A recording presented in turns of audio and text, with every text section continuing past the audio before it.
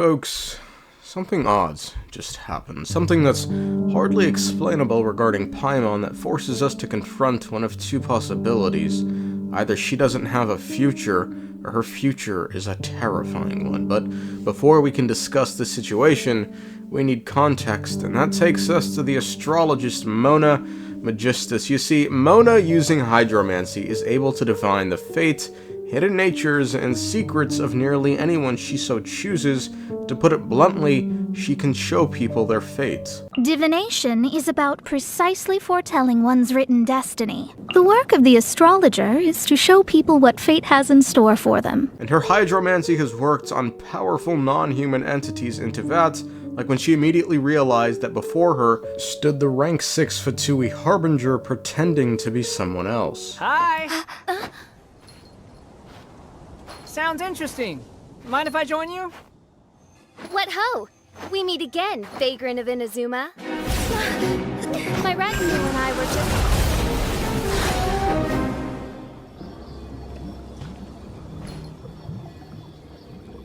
The first time the Millelith were present, I had to forego the chance to strike down Mondstadt's savior. This time was a perfect moment. I was mere seconds away.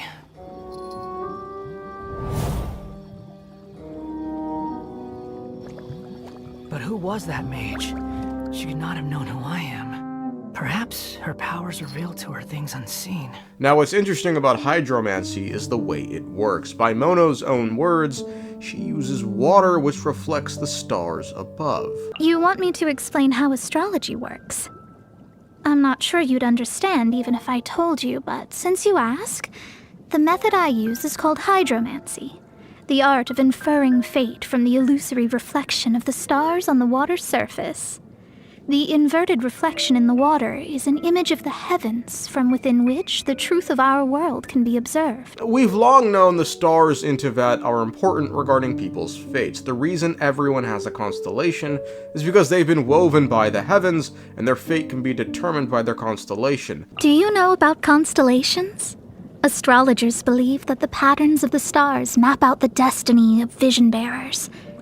Past, present, and future, everything is written in the stars. A dragon lord once stated, quote, "The fate of these soulless creatures bound to star signs concerns me not.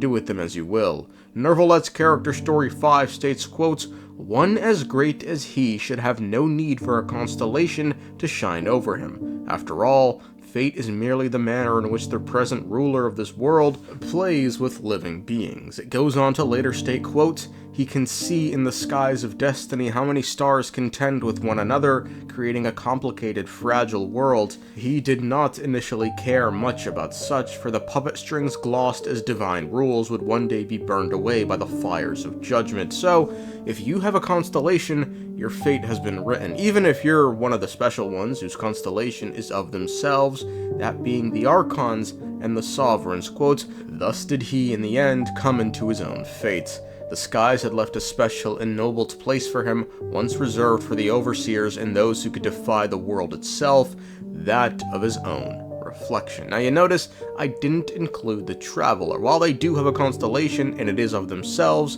their fates cannot be read because they are not from this world. As you are not from this world, I am unable to give you a prediction. All I can tell you is that your journey is far from over. For reference, when Mona tried to divine Venti's fate, she got some response. It just wasn't the response she was hoping for. Venti? The bard that sits around doing nothing all day? What's so interesting about him? Sure, I guess I can take a look. Huh, that's weird. The scry glass, I can't see a thing. This wind, I can't open my eyes! No! My hat! My clothes! Stop! The wind's going to strip all my clothes off! Make it stop! Make it stop! Alright, I'll never do this again! Now that's not to say the fate of gods cannot be read. Venti just simply denied her. We watched Columbina, the moon goddesses, get hers read to her in a fucking card game. So far, the only being whose fates can unequivocally not be read is the Travelers, purely because they aren't from this world, although I should add, the wording in Nervalet's character story 5, one who could defy the world itself, is the definition of a descender, so that's probably more in line with what they're trying to say. Regardless, if that's the case, why is it then that Paimon's fate is equally as vague as the Travelers? This travel companion of yours, do you know anything of her origins? No matter what, I cannot seem to discern a single shred of information regarding this floating fairy's fate. Oh? So you don't know where she comes from either? Not a single thread. Well, maybe it's just the case that Mona Magistus simply isn't good enough. Not cut out for the big girl work when it comes to astrology and the ways of hydromancy, and that's okay. All we gotta do is turn to someone 3 times as great as Mona, Barbeloth Trismegistus, an astrologer powerful enough to earn the rare title of Visionary, meaning someone who can divine the fate of not just a nation, but the entire world. This prophecy concerns the fate of Fontaine, even that of all Teyvat. Ascertaining this is akin to reading the fortune of the whole world. I'm afraid that this is not something that just anyone can do. If I could do it, you would no longer call me an astrologist, but a visionary. A visionary? Sounds really powerful and all, but does such a person really exist? Of course. The old hag could do it, and I'd bet there are others amongst those Hexenzirkel colleagues of hers who could do something similar. Keep in mind, the only other visionary we know about is Veterfilnir, one of the 5 bastard Conrian sinners. And now the reason why we must in this case turn towards a visionary is because, well, first off, she's better, but it's also the manner in which they can divine the fate of Teyvat, and it's because they can see past the false sky. To observe the gravitational forces and influence of celestial bodies, one must be able to see past the false sky. Only by obtaining these cosmic parameters can one predict the fate of this world. Now granted, in this context, this only matters as it pertains to reading the fates of planetary bodies, ergo Teyvat. One would have to assume that if Barbeloth is capable of this neat little party trick, she's other aces up her sleeves that would allow her to more accurately divine the fate of individuals better than, say Mona. 3 times better, even. So let's take a look at what happened when Barbeloth tried to read Paimon's fate. Very well, then. I'll show you what my wisdom can do. Come forth, Silver Sprite. Let me see what fate has in store for you. Ooh! You truly wish to know your own fate? Come on! Enough with the suspense already! Is it good or bad? Oh.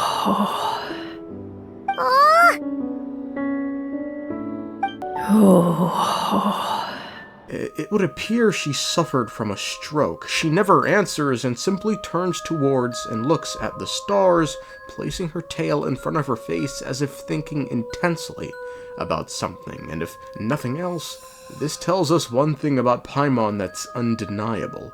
If even a visionary cannot divine her fate, then no one in all this world can. And if no one can, then we need to look at why. But is that really what's going on here? Is Barbeloth's reaction that of someone who failed her task? We know Barbeloth is an extremely prideful person, and just moments before this, she was annoyed that we compared her powers to that of a fortune teller.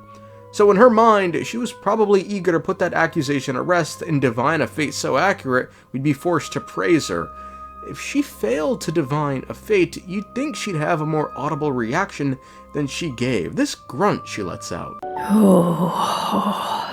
It's almost like one of disbelief, horror, confusion, disappointment, all wrapped in one. It's like she knows what's coming, but doesn't want to say. She sounds like she's in awe, like she saw something she shouldn't have seen, and instead of speaking about it, she simply turns around and stays silent. However, maybe it simply is Barbeloth saw nothing and chose to stay silent due to her prideful nature, and is simply like, what the fuck is this? But if that's the case, then why? When divining fate, things only get complicated if the subject is either a god or not from Teyvat, again, probably meaning they're a descender. Let's look at Paimon and see if she checks any of these boxes. Is Paimon a god? Well, if dottore's ray gun he nabbed off some fucking Sumeru researchers is to be believed, Paimon is not a god. The doctor! What have you done? Just a type of sound wave that can quickly put defenseless people into a dream. As I expected, it doesn't have any effect on gods. Don't worry. I know you would never forgive me if I actually killed them. Is Paimon from this world? Well, if Paimon failing to remember Scaramouche due to Irminsul alterations is to be believed... Huh. Paimon suddenly can't remember what she was talking about. What was it again? The balladeer? Is that a food too? Huh. Weird name, though. Then she's not from a different world. Is Paimon a descender? Well, considering there's 4 descenders, and we confidently know 3 of them, that being the primordial one, that bastard crackhead dragon king nibelung, and the traveler, that's slim pickings for that 3rd spot, who's most likely Saralainen. But regardless, with the claim that Paimon is not from this world simply because she failed to remember Scaramouche, it could be not that she's not from this world, but that she belongs to this world. Now, if you're confused, that secondary claim I used, the one that she belongs to this world, is the exact phrasing Nahida used to describe our sibling, who we know is an outsider, but belongs to this world. There must be something different about your sister.